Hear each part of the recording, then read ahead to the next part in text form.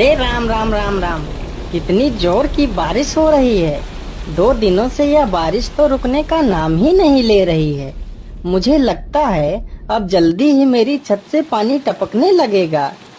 तभी उधर से एक शेर बारिश से परेशान होकर छिपने की जगह ढूंढते ढूंढते उसी किसान की झोपड़ी के पीछे बने तबेले में घुस जाता है, जिस तबेले में उस किसान के कुछ गधे बंधे हुए थे। अंधेरा ज्यादा होने के कारण शेर गधों को देख नहीं पाता है और उन्हीं के बीच जाकर खड़ा हो जाता है।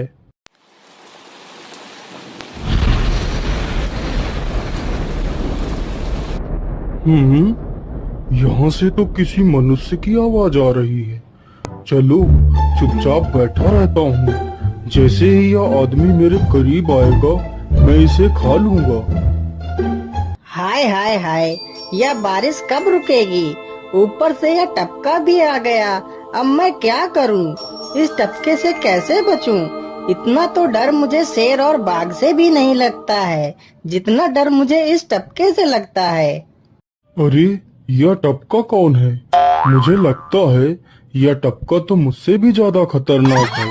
तभी तो यह आदमी शेर और बाघ से ज्यादा इस टपके से डर रहा है। चलो जल्दी से मैं यहाँ से निकल लेता हूँ, नहीं तो कहीं टपका ने मुझे देख लिया तो मेरी खैर नहीं। ओहो, अब मैं इस टपका से कैसे बचूं? चलो जल्दी से मैं अपनी मौसी के घर चला जाता हूँ।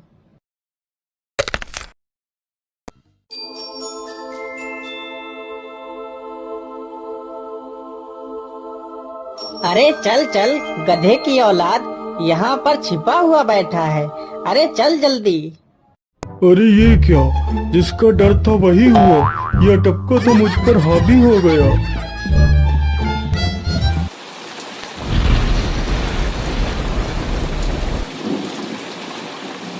कैसे बचूं?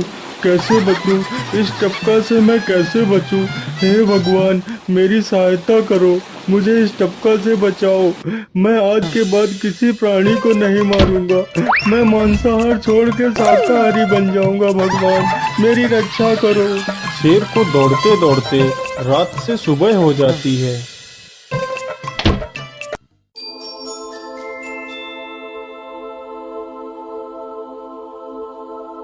अरे देखो देखो, यह तो शेर की सवारी कर रहा है। अरे हाँ, सच में ये तो शेर की सवारी कर रहा है। इसे तो डर भी नहीं लगता है। अरे उधर तो देखो जरा, यह आदमी कितना बहादुर है। यह आदमी तो शेर की सवारी कर रहा है। जिस शेर को देखकर हमारी धोती आगे से गीली और पीछे से पीली हो जाती है, यह तो उसकी सवारी कर रहा है। ये गांव के लोग भी ना पागल हो गए हैं जो इस गधे को शेर। अरे बाप रे, यह तो सच में एक शेर है। हे भगवान मेरी रक्षा करो, शेर तो मुझे खा ही जाएगा। राम राम राम राम राम। अब क्या होगा? इस शेर से कैसे बचूं? अरे यह तो एक बरगद का पेड़ है। यही अच्छा मौका है, जल्दी से इस बरगद की जड़ पकड़कर ऊपर चढ़ जाता हूँ।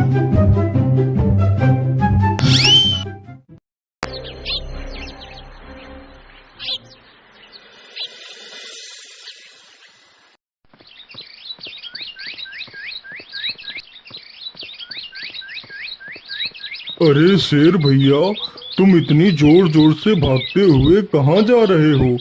आप तो बहुत डरे हुए लग रहे हो। आप तो जंगल के राजा हो, आपको किसका भय है? टपका, वो टपका मेरी जान के पीछे पड़ा है। अरे शेर भैया, जरा मुझे बताओ वो टपका है कहाँ? अरे भालू भैया, वो टपका मेरी पीठ से उतरकर उस बरगद के पेड़ पर चढ़ गया है। उसने मुझे रात भर खूब दौड़ाया है। वो तो भगवान का शुक्र है कि मैं जिंदा बच गया। चलो शेर भैया, मुझे उस टपके के पास ले चलो, जरा मैं भी तो देखूं आखिर ये टपका है कौन। अरे नहीं भालू भाई, बड़ी मुश्किल से तो मेरी जान बची है। मैं अपनी जान फिर जोखिम में नहीं डालूंगा। तुम्हें जाना है तो जाओ। अच्छा अच्छा, ठीक है शेर भाई, तुम यहीं रुको। मैं अभी बरगद के पेड़ पर देख कर आता हूँ। आखिर ये टपका है कौन? जाओ जाओ बच्चू, जब वो टपका तुम्हारे ऊपर हावी होगा तो पता चलेगा। अरे कहाँ है यह टपका जिसने राजा जी की हवा टाइट कर दी? चलो इस पेड़ पर चढ़कर देखता हूँ। अरे बाप रे बाप, शेर क्या अकेला कम था, जो ये भालू भी आ गया। मुझे लगता है कि आज मेरी मौत निश्चित है। भालू पेड़ पर उल्टा होकर चढ़ने लगता है, तभी किसान और तेज से कांपने लगता है। कांपने की वजह से किसान के हाथ से छड़ी छूट जाती है और उल्टा होकर चढ़ रहे भालू के पिछवाड़े पर जा लगती है। भालू धड़ाम से जमीन पर गिरता है।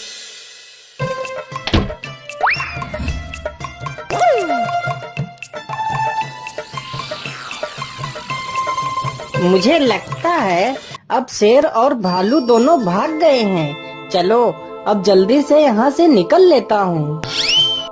सारे राज्य में यह बात फैल गई कि हरिया किसान बहुत ही बहादुर है और वह शेर की सवारी कर लेता है। धीरे धीरे यह बात राजा तक पहुँच गई।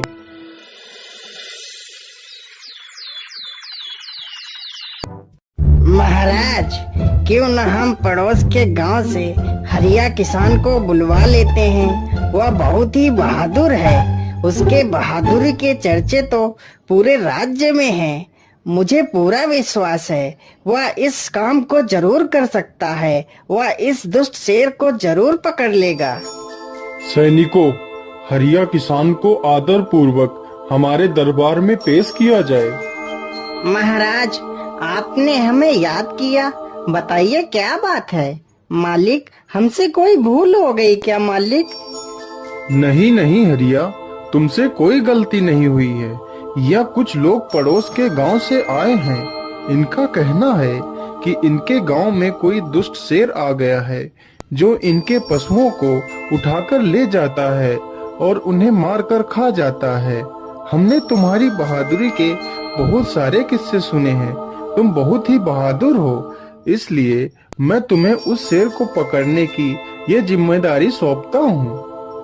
अरे बाप रे बाप, उस बार तो मैं शेर के हाथों बच गया था, लेकिन इस बार मैं नहीं बचूंगा। अगर मैंने महाराज को सच सच बता दिया तो झूठ बोलने के जुर्म में मुझे फांसी पर ही चढ़ा देंगे। अरे हरिया, तुम मन ही मन क्या बड़बड़ा रहे हो?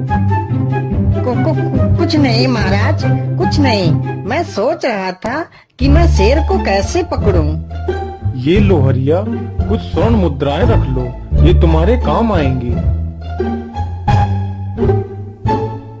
क्या करूं, कैसे पकड़ूं उस शेर को?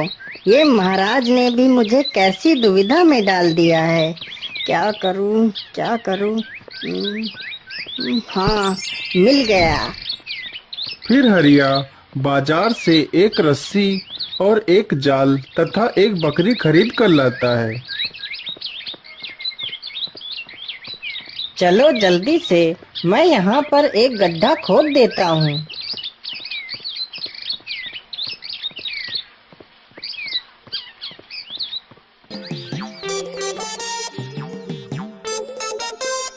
गड्ढा तो खोद दिया।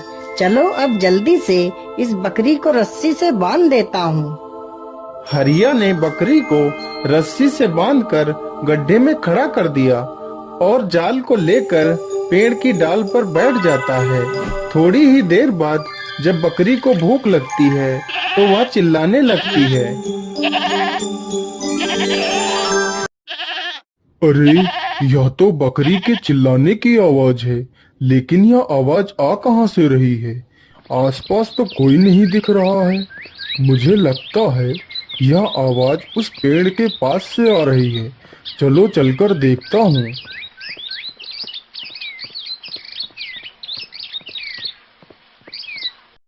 अरे वाह, आज तो शिकार मेरे पास खुद चलकर आ गया। शेर तुरंत ही बिना देर किए हुए गड्ढे में छलांग लगा देता है। तभी किसान तुरंत ही बकरी को ऊपर खींच लेता है और जाल को गड्ढे के ऊपर गिरा देता है। शेर गड्ढे में ही फंस जाता है। यह देखकर गांव के सभी लोग बहुत ही खुश हो जाते हैं।